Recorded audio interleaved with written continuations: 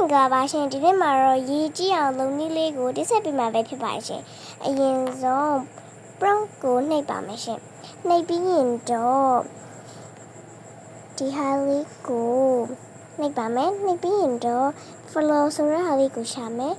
ရှာပြီးရင်တော့ဒီဟာလေးနှိပ်လိုက်ပါမယ်ပြီးဆိုရင်တော့ဒီဘေးမှာရှိတဲ့ဟာလေးကိုနှိပ်မယ်ဆန်းစားတဲ့ဟာလေးကိုနှိပ်မယ်နှိပ်ပြီးတော့ဒီက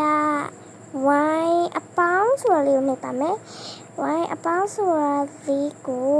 ကြိတ်တဲ့လောက်နှိပ်လို့ရပါတယ်ဒီလိုလေးပေါ့နော်ကြိတ်တဲ့လောက်လုပ်လို့ရတယ်ဒီ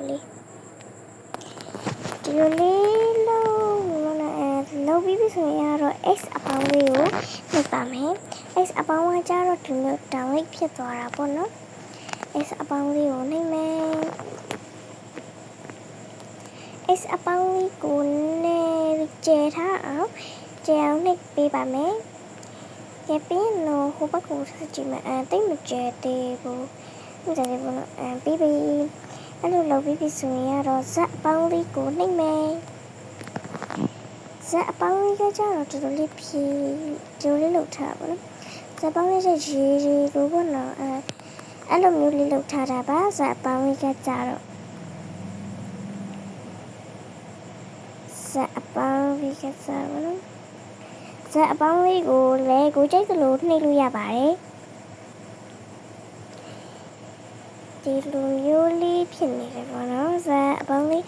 နှိပ်လိုက်ရင်တော့ဒီလိုလေးဖြစ်နေပါတယ်ဇက်အပေါင်းလေးတွေကိုဒီလိုမျိုးများလေးနှိပ်ပေးရတယ်ပေါ့နော်ကဲနှိပ်ပြီးပြီဆိုရင်တော့အောက်ဆုံးကmake a change ဆိုတဲ့ဟာကိုနှိပ်မယ်နှိပ်ပြီးရင် glasses ဆိုတဲ့ဟာကိုနှိပ်လိုက်ပါမယ်နှိပ်ပြီးရင်တော့ဒီလိုမျိုးလေးရေရောင်ရသွားမယ်ပြီးရင်ဒီနာ column ဆိုတဲ့ဟာလေးရဲ့အမှန်ချစ်တာလေးကိုဖြတ်ပလိုက်ပါမယ်အဲ့ဆိုရင်တော့ရေထဲဝင်သွားပါပြီ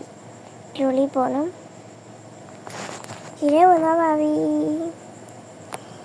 ဒီလိုလေးပါပြီးရင် weather ကိုထပ်နှိပ်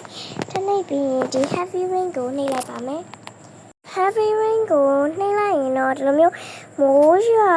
သလိုဖြစ်သွားရပါတော့ဒီလိုလေးပါအဲ့ဆိုတော့မုန်တိုင်းတွေလည်းလာသလိုလုပ်လို့ရတယ်ပြီးကြီးရတယ်လည်းလုပ်လို့ရတယ်နော်မိုက်တယ်အရင်မိုက်ပါတယ်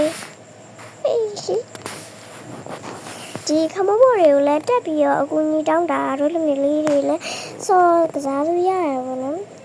တို့လေးပါ